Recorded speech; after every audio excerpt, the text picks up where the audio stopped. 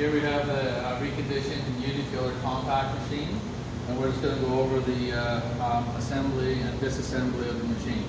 Right now the machine is assembled, we have the air on, and dry cycling, we have no product in there. You can push a single portion, you push the foot pedal down once, release it, and you'll get a single portion. If you want continuous portioning, if you hold your foot on there continuously, you'll continually portion until you release it. So over here we got the lifting valve, so we can lower the machine. For loading, we can lower the machine to this position, load it up, then we raise it up into the filling position. And we can stop at any place we want, or we can just go right to its maximum height.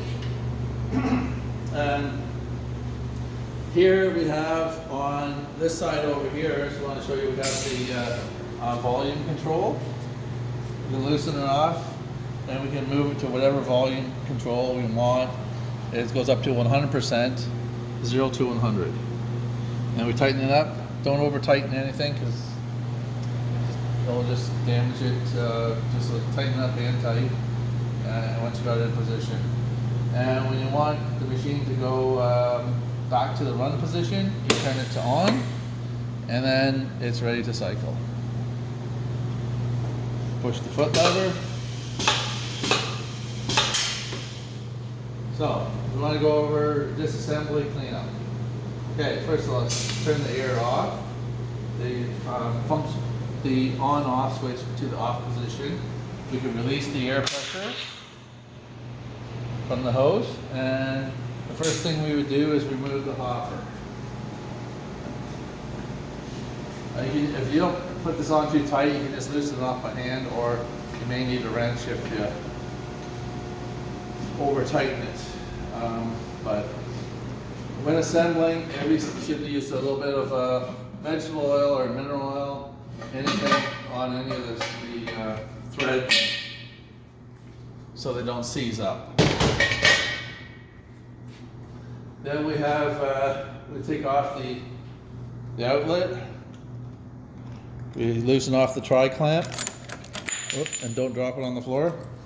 And they have the O-ring seal and the outlet spout and the tri-clamp itself. You can put on any attachment you want. Also, the portioning valve. It's on with the tri-clamp. Loosen it off. We can disconnect the air hoses. Pull the valve out. And we got two O-rings on there. We can remove and for washing. We can remove the plastic valve from the cylinder, and this can go right into the cleaning solution. Then we have the fill housing. Pull the release pin, remove it, and this can go in for washing.